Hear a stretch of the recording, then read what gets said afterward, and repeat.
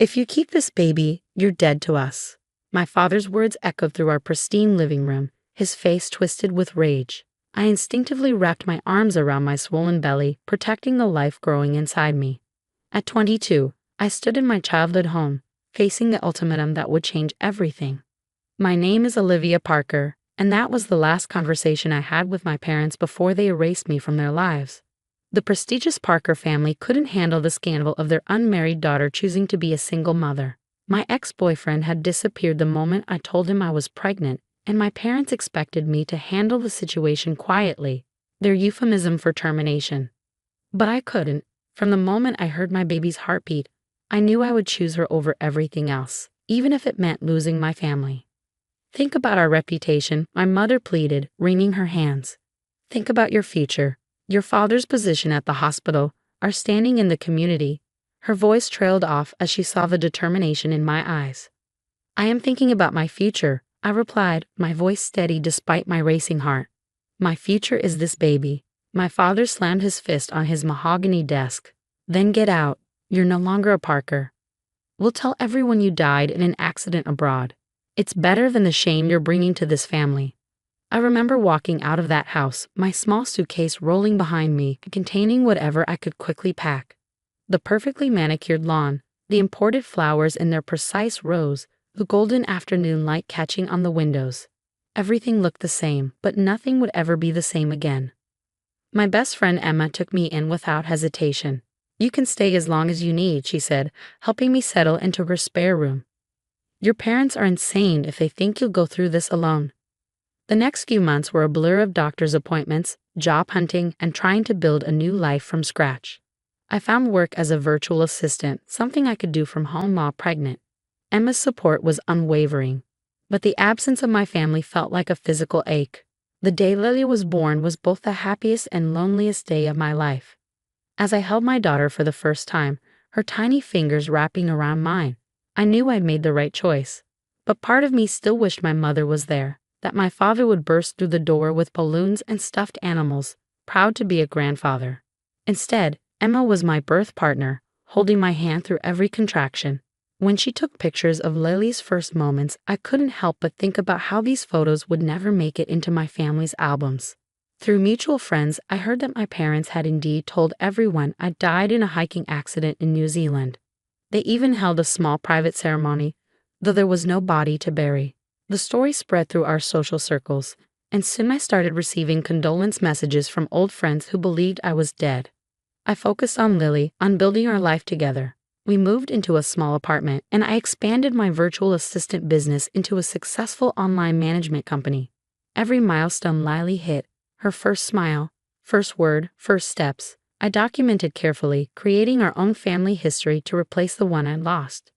Then, 3 years later, Emma burst into my apartment, her face flushed with disbelief. "You won't believe this," she said, thrusting her phone at me. "Your parents are holding a memorial service. A proper one, with a headstone and everything. They're saying it's time to properly lay you to rest now that they've processed their grief." I stared at the invitation on her screen. Sure enough, there it was, a memorial service for Olivia Grace Parker, beloved daughter, taken too soon. The irony was almost laughable. They were literally burying the daughter they'd chosen to declare dead, all to maintain their precious image. "You have to go," Emma said, her eyes sparkling with mischief. "Show them you're very much alive and thriving." I looked at Lily, playing with her blocks on the floor, her dark curls falling into her eyes that looked just like mine.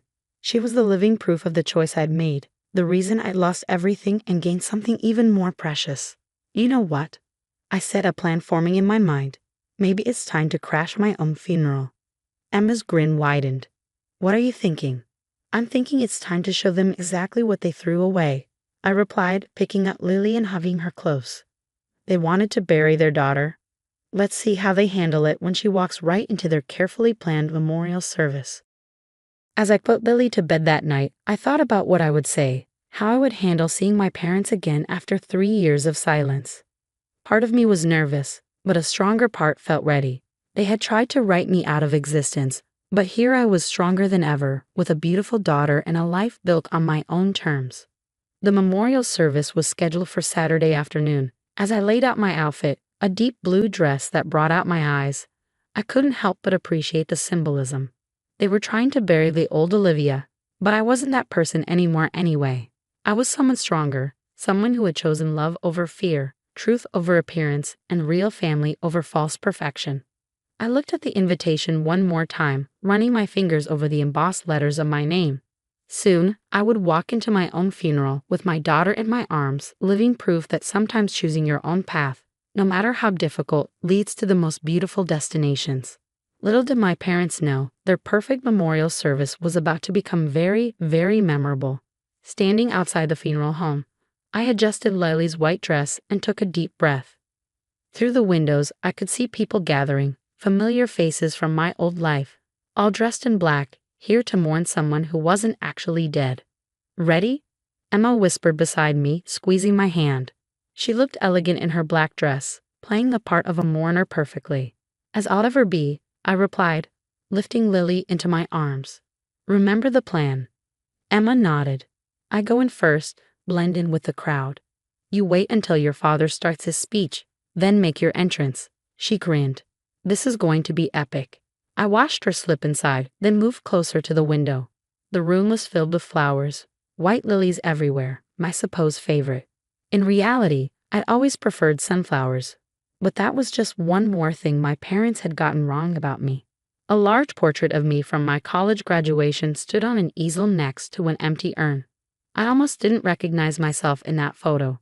The perfectly styled hair, the forced smile, the weight of expectations in my eyes. I hugged Lily closer, grateful for how far I'd come from that version of myself.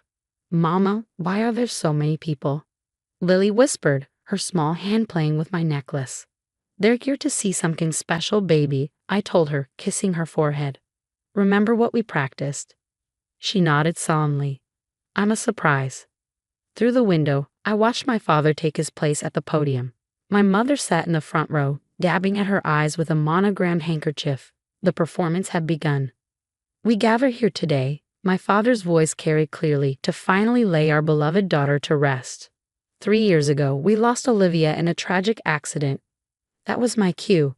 I shifted Lily to my hip, squared my shoulders, and walked to the entrance. The heavy doors opened silently as I stepped inside. She was always the perfect daughter," my father continued, his voice thick with manufactured emotion. "Someone who understood the importance of family, of tradition, of—" "Sorry I'm late to my own funeral." My voice rang out clear and strong. Traffic was terrible. The reaction was immediate. Gasps echoed through the room. Someone dropped a glass. My mother's handkerchief fluttered to the floor as her hand flew to her mouth. My father froze mid-sentence, his face draining of color as he stared at me, or more specifically, at Lily, who chose that moment to wave cheerfully at the crowd. "Hi," she called out. "I'm Lily." The silence that followed was deafening. I walked slowly down the aisle, aware of every eye in the room on us. Emma, standing near the back, was barely containing her glee. "What is the meaning of this?" my father finally sputtered, gripping the podium so hard his knuckles turned white. "Well, I heard you were holding a memorial service for me," I said, my voice carrying clearly through the stunned silence. "I thought it would be rude not to attend, although I have to say the white lilies are a bit much. I always preferred sunflowers." "Olivia," my mother's voice was barely a whisper. She stood up, swaying slightly. "But how? How am I alive?" "Well, that's simple. I never died. You just wished I had." I shifted Lily in my arms. "Everyone, I'd like you to meet my daughter, Lily, the reason I was declared dead 3 years ago." Murmurs rippled through the crowd. I recognized faces from my past. My parents' friends, colleagues, people who had sent me birthday cards and graduation gifts, all of them manipulated into believing I was dead. "This is inappropriate," my father announced, trying to regain control. "Please, everyone." "No, what's inappropriate is faking your daughter's death because you couldn't handle her making her own choices," I cut in.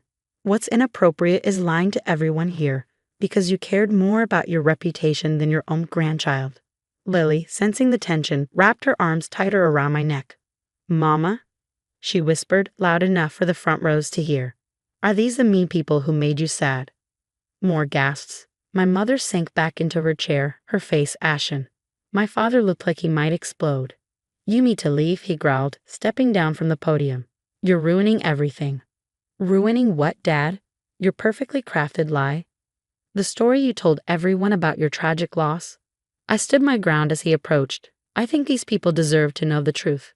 That you didn't lose a daughter, you threw one away. Is this true, Henry? A voice called from the crowd. I recognized Mrs. Thompson, my mother's oldest friend. Did you lie about Olivia's death? The facade was crumbling. I could see it in my father's face, in the way my mother couldn't meet anyone's eyes. The perfect image they'd worked so hard to maintain was shattering around them. Look at her, I continued, addressing the room. Look at my daughter. The grandchild they never wanted to meet. The reason they erased me from their lives. Was she worth throwing away your daughter for? Lily, as if on cue, gave everyone her brightest smile, the same smile that lit up my world every morning. I saw several people in the crowd knelt at the sight of her, while others looked at my parents with growing horror. I think, Emma spoke up from the back, this memorial service just turned into a celebration. Olivia isn't dead. She's thriving. And I, for one, am glad everyone finally knows the truth. I caught her eye and smiled. This was more than just crashing a funeral. It was reclaiming my narrative, exposing the lies, and showing everyone exactly what my parents had chosen to throw away. The perfect memorial service had become the perfect revelation, and there was no going back now. The next few minutes were a mess. People left in groups, some glaring at my parents, others hugging me and meeting Lily. Mrs. Thompson stayed, holding my hand with tears in her eyes. I always doubted the accident story, she said softly. You look amazing, dear, and your daughter is beautiful. My mother sat frozen while my father stood in the corner, angrily whispering into his phone. The memorial had fallen apart, but that was fine because the truth had finally come out. Mama, can we go home now?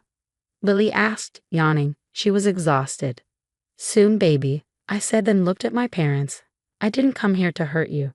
I came because the truth mattered. You erased me instead of accepting my daughter. That's your choice to live with. My mother took a shaky step toward us. Olivia, wait, she whispered.